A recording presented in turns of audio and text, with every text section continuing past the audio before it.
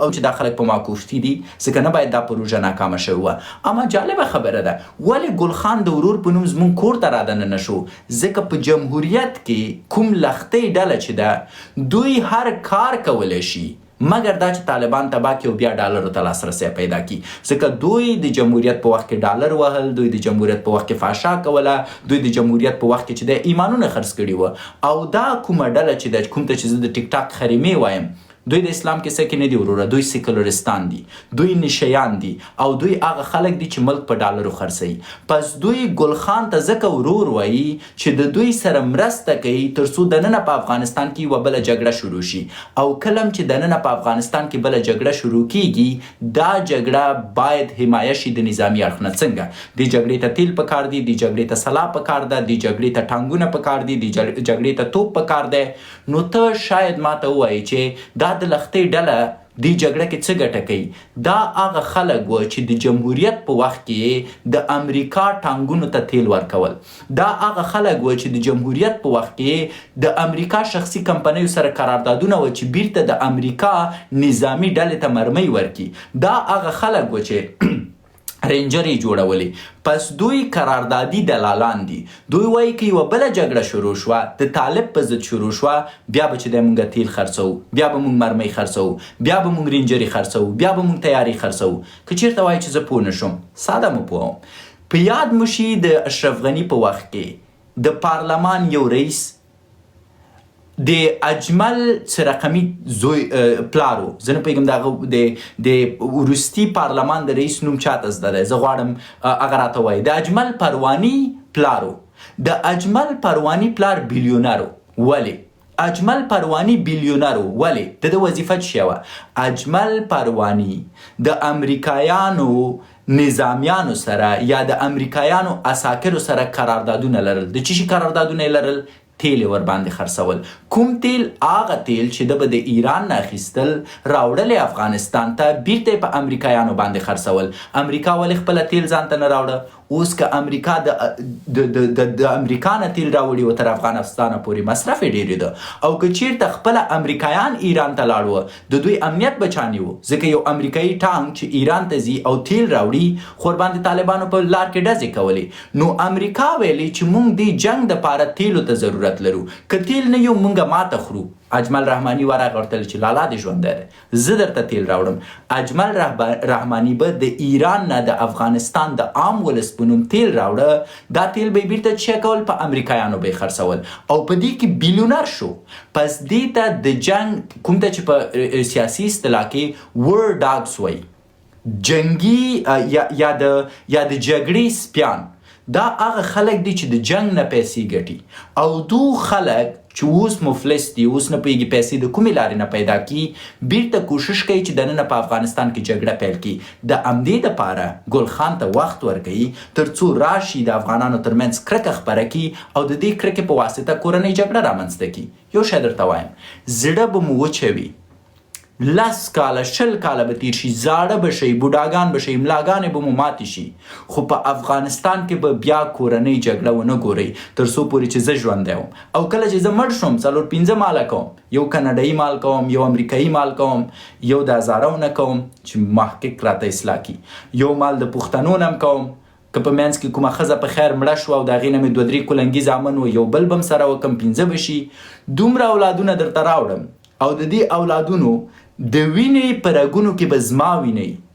فکر وکړئ یو شی کې په تا لښتۍ ډلې باندې او په تا ګل خان او ګل مرجان باندې دومره دروند دی. اوس چې زه درته د 15-14 شکیبان راوړم چې نیمچه کاناډایي، نیمچه امریکایي، نیمچه هزارګي، نیمچه پښتوني، شاید پښتونخوا کې مې یو دانه وکړم چې نیمچه نه د پښتونخوا بیبویي نسل ورته نه جوړ نه شي، سبا ته به وایي چې سلامونه ځکه د خیر پښتونخوا پرېږدئ.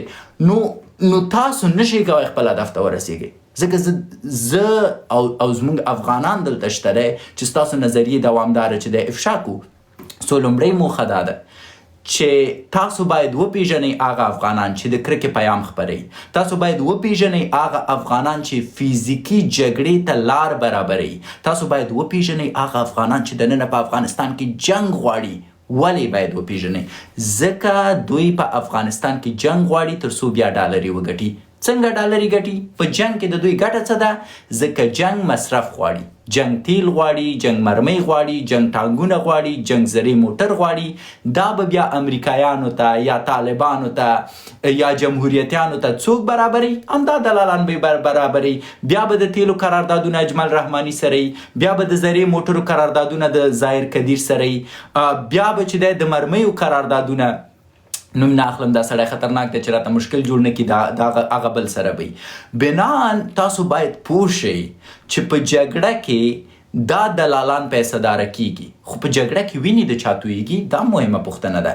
په جګړه کې ویني زما او ستا تویږي، د 45 میلیونه هغه مظلومو افغانانو ویني تویږي کوم چې په افغانستان کې دي، د هغه مظلومو طالبانو ویني تویږي کوم چې 15,000 افغانیو ته ناست دي، د ما او تا مجرد مال ویني تویږي ځکه په غیرت کې مراولي کاناډا پرېږدو، امریکا پرېږدو، آرامه ژوند پرېږدو، ځو چې وطن آزاد کړو.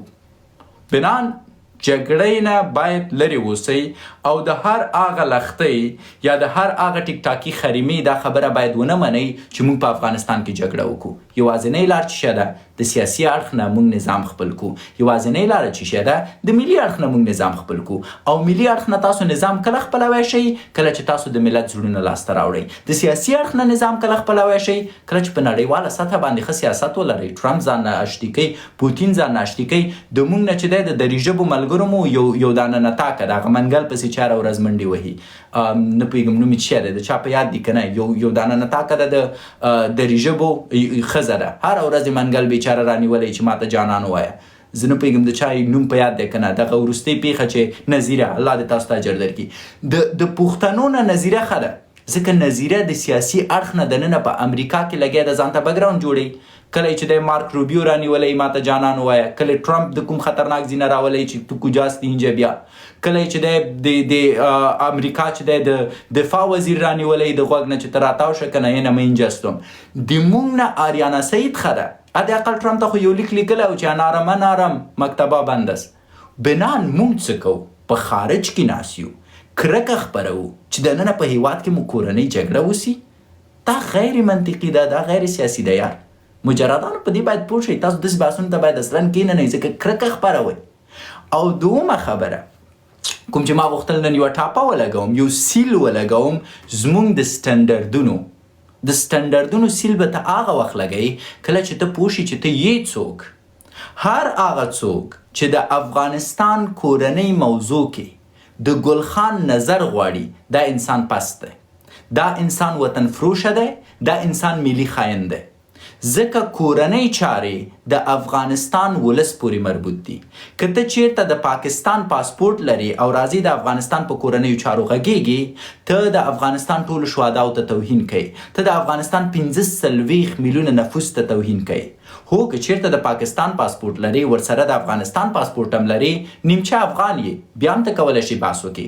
زه سبا ته چې د کاناډا پاسپورت اخلم، د امریکا ګرین کارت لرم، نو زه نیمچه افغان یم، سره د دې چې امریکایي یم، در باندې بده ونه لګېږي سترګې مې چې د امریکایانو غوندې دي، سره د دې چې کاناډایي یم، در باندې بده ونه لګېږي تکه سپین یم لکه کاناډایانو غوندې، سم مال یم بچې چې په افغانستان کې داسې مالونه کم دي. په هر حال زه سره د دې چې امریکایي یم، سره د دې چې کاناډایي یم، ولې تر اوسه پورې مې د افغانیت هویت نه دی خرڅ کړی. اوس هم د افغانستان پاسپورت را سره شته، په افتخار را سره شته. اوس هم دننه په کاناډا او په امریکا کې د افغانستان تذکره ګرځوم. سو دا ماته ښایي چې زه ستاسو د کورنۍ غړی یم، دا ماته ښایي چې زه ستاسو ورور یم او تاسو مانه دا پوښتنه نشئ کولی چې ډس چیرته شوی. ورور دا ثبوت دی، زه د ورور یم، ډس شوی که نه دی شوی، زه افغان یم. سو I have دا ثبوت دی، دا ډي ان اے دی، دا آر ان اے دی. ته څنګه داسې یو نفر راولې چې نه ډي ان اے معلوم دی، نه آر ان اے معلوم دی، نه ډز معلوم دی، پلار هم وایي چې ما چیرته ډز کړی، خو که ډز مې کړی خو چیرې به یې ماته شوې وه. هغه دننه خپل کور ته راولي او ورته وایي چې زما د ادې په اړه وغږېږه. دا تر ټولو ستره بېغیرتي ده. هر څوک چې ګل خان راولي چې د افغانستان په اړه وغږېږي، په دې معنا ده لکه یو بېګانه چې د سړک نه راوستی دی او ورته وایي چې راشه زما د ادې قبض مشکل دی، د ادې مې جوابچی نه کېږي، د تا پې نظر څه دی؟ اوس هغه وایي ته ودرېږه چې زه د ادې چک کم. دا د سیاسي اړخ نه توهین دی ځان ته. او زه درګرده په دې لایف کې ناست یم، په ډیره آرامه ژبه باندې غواړم افغانان پوه کړم چې ول خلکو خو د دوی ګناه نه ده. دی لایف متاسفانه په ټیک ټاک کې لایف اوس هر څوک نیسي. اوبر ډرایور لایو نیسي، برګر فروش لایو نیسي، کراچیوان لایو نیسي. ته نه پوهېږې وروره تا لایو نیولی د افغانستان د عظیم ملت په اړه غږېږي، تا لایو نیولی دی د افغانستان د سترې خاورې په اړه غږېږي، هغه خاوره چې شهدا یې ورکړي، هغه خاوره چې د امپراتوریو ادیره ده، هغه خاوره چې مبارزین لري، هغه خاوره چې تاریخ لري، هغه خاوره چې 15,000 کلنه ده. ته د دې په اړه غږېږې، ګل خان دې راوستی، هغه ته وایي چې ستا نظر څه دی؟ د دې عادي معنا دا ده چې د تا مور قبض لري او تا ورته یو بیګانه د سرک د سر نه راوستی، ورته وایي راشه چک یې کړه. دا ښه کار نه دی. بنان تاسو باید پوه شئ یو کورنی سیاست دی، یو بهرنی سیاست دی. زه کورنی سیاست د چا سره کوم؟ کورنی سیاست د تا سره کوم. ماله تا راپورته کوم، درته وایم افغان یې؟ هو افغان یم، لیټس ټاک. اما زه بهرنی سیاست د چا کوم؟ بهرنی سیاست د ټرمپ سره کوم، د پوتین سره کوم، د بابوجي سره کوم، د مرتد منیر سره کوم، د ګل خان سره کوم. اوس یو مثال در کوم. شاید یو څوک ماته وایي چې شکیب یو دقیقه ګیر مو کړې. زه ورته څنګه دې ګیر کړم؟ سړیه وایه تا ولې چې د ګل خان سره بحثونه کول، ولې دې په لایف کې پاکستانیان راپورته کوي؟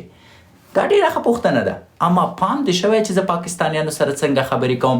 کومه ورځ دې زه لیدلی یم چې زه پاکستاني سره کینم د افغانستان په اړه خبرې وکړم؟ نه، زه پاکستانی راپورته کوم خپل لایف ته. هغه راته وایي چې طالبان ولې له منځه نه وړي؟ زه ورته وایم چې ښه لالا طالبان پرېږده، ته ماته دا وایه چې د مرتد منیر د ډنډې زور ولې نه لري. زه همیشه مقایسوي بحث کوم د هغه چا سره کوم څوک چې ګل خان دی. زه هیڅکله ګل خان سره د افغانستان په اړه بحث نه کوم. ملحدین مو په یاد شي، زه د ملحدینو سره هیڅکله د کورنیو چارو اړوند بحث نه کوم. د ملحدینو سره زه کورنی سیاست نه لوبوم. ملحد راپورته کېږي راته وایي چې زه د قرآن په اړه نیوکه لرم، زه تا نه پوښتنه کوم. زه ورته وایم قرآن پرېږده ملحد بچي، راځه د تا د دین په اړه خبرې وکړو. ته راته ووایه زه خدای نشته، اوس به څه کوو؟ بنان چون زه په سیاست پوهېږم، شعوري پوهېږم.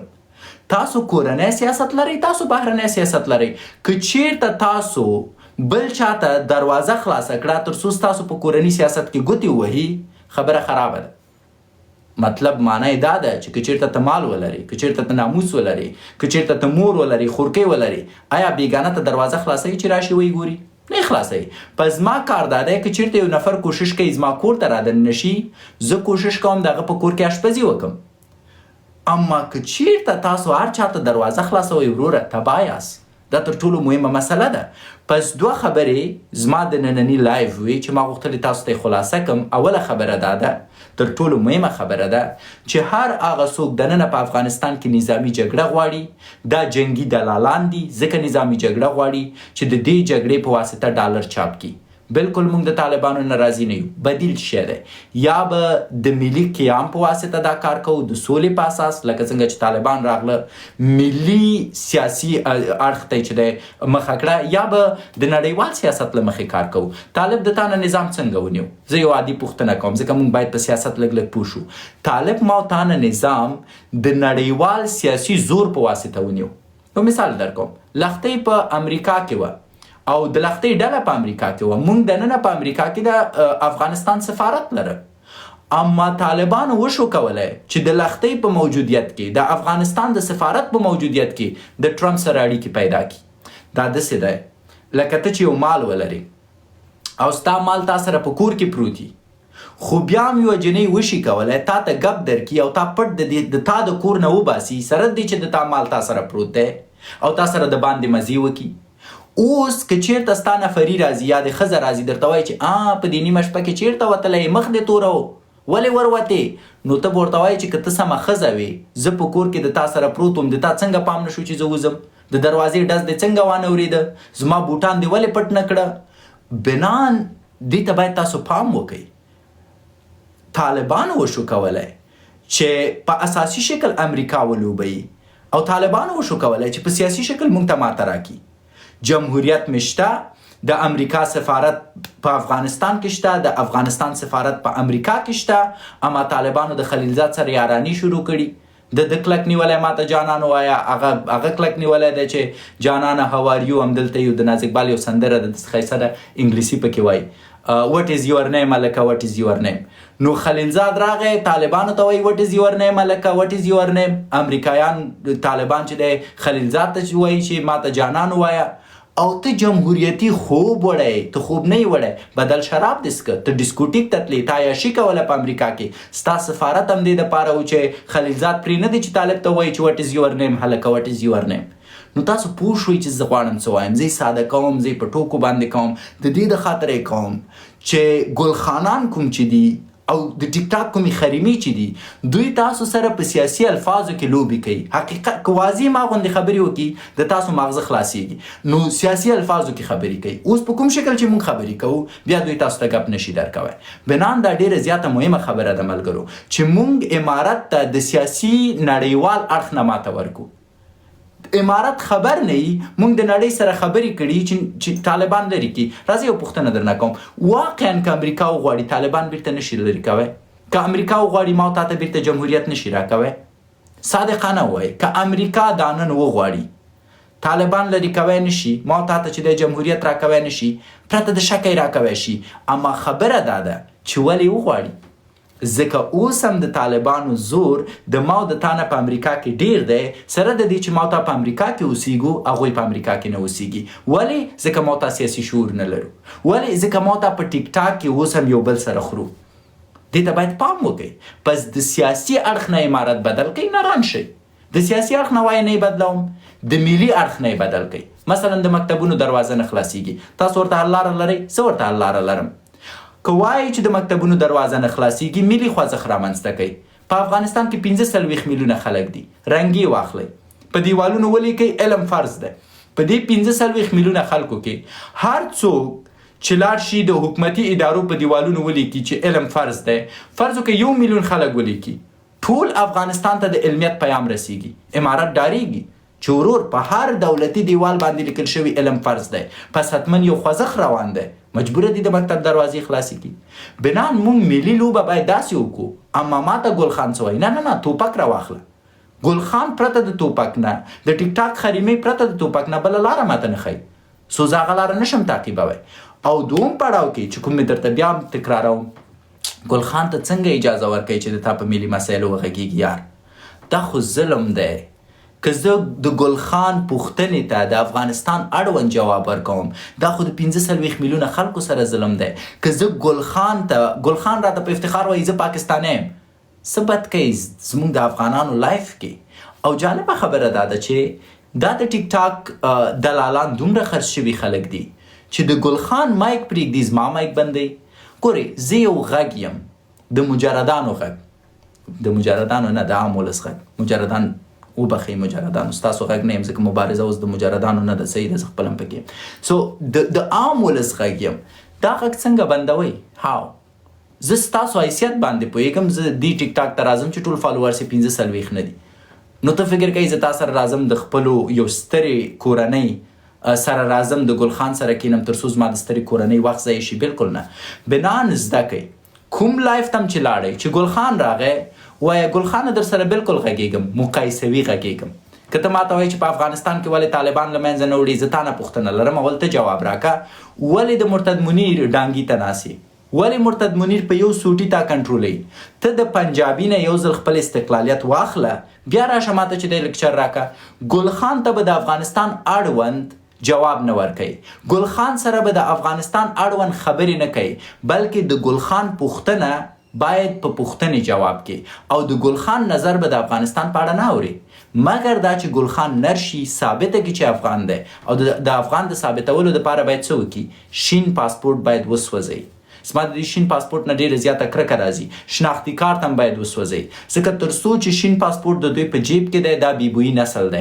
موږ بیبویي نسل ته اجازه نه ورکوو چې د افغانستان د غیور ملت اړوند وغږیږي. زه یو ځل بیا هم وایم په هغې لایف کې ټولو افغانانو سره زه مینه لرم. زه هیڅکله د افغان سره جنجال نه لرم، مګر هغه افغان چې ملت خرڅ کړي، اته هغه افغانان چې ملت خرڅوي زه ورباندې نوم ږدم، خپل اصلي نوم یې نه وایم. مثلا لښتۍ ولې ورباندې مبهم نوم ږدم؟ ځکه افغان دی، زه نه غواړم بې عزته شي. زه ولې لښتۍ سره لایف ته نه ځم؟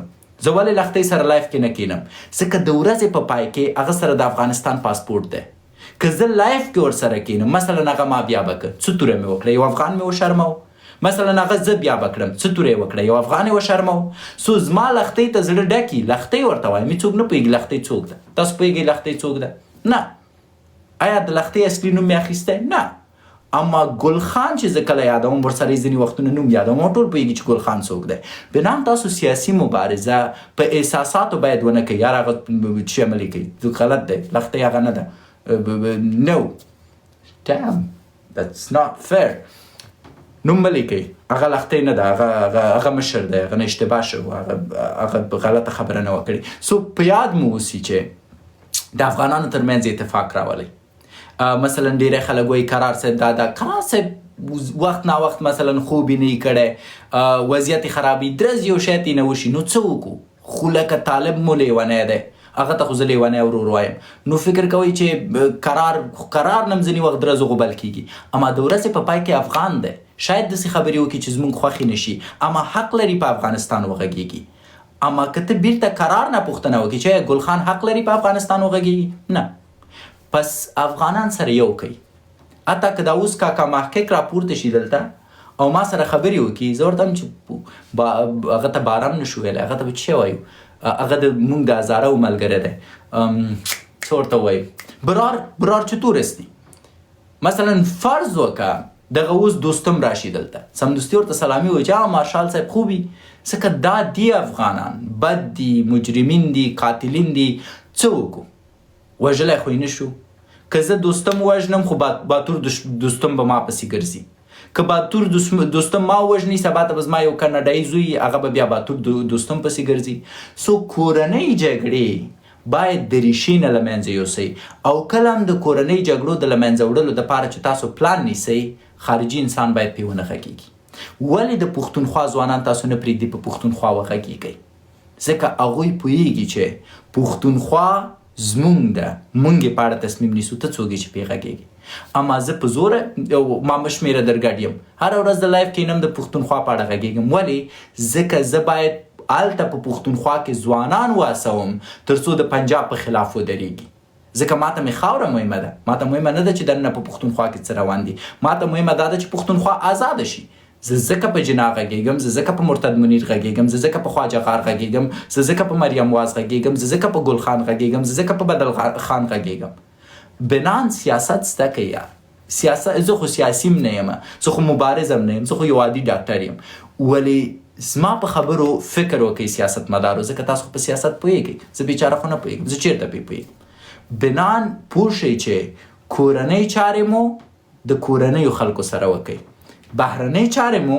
د بهرنیو خلکو سره وکړئ که بیا هم نه پوهېږئ یو وروستی مثال در کوم بیا تاسو راپورته کوم فرض وکړه ته یوه ښځه لرې یوه نفري لرې ګرچې ښه کار نه دی باید نفري ونه لري تاسو ته ښځه نه پیدا کېږي نو نفري به چېرته پیدا کوي وبخئ وبخئ ټول په یو لار روان یو خو فرض وکړئ زه تخیلي بحث کوم فرض وکړئ یوه ښځه لرې او یوه نفري لرې اوس د تا جنګ دی د ښځې سره دی په کور کې او په دې وخت کې ته زنګ وهې نفري ته چې شابیبي ته م راشه چې د ښځې سره مې جنګ دی دا مشکل حل کو ستا مشکل حلیږي که ډېرېږي کوم کار کېږي خو چې څنګه د شابیبي یا شاکوکو را دننه کړه او د ښځې د جنګ دی په دې باندې چې ولې د غوښه نه ده راوړې او ته شاکوکو ته وایي چې ته راشه چې دا موضوع حل کو ښځه دفتن وایي چې ښه دا خو د غوښې مسله وه د ما او د تا ترمنځ مسله وه دا پکې څوک ده شاکوکو به وایي چې وایي زه خو یې نفري یم غوښه به په خپل ځای پاتې ښځې به سمدلاسه چاقو راخیستی ځای په ځای به یې مړ کړی ځکه هغه د غوښې نه راوړل زغمی شي اما د شاکوکو موجودیت نشي زغمی بنان کلم چې ته په افغانستان غږېږي او ګل خان لایف ته راولي معنا یې همدا ده پس که اوس هم نه پوهېږئ ستاسو خوښه په ما څه لنډ ستاسو نظریات راخلم د هغې نه وروسته چې دی بیا ځم په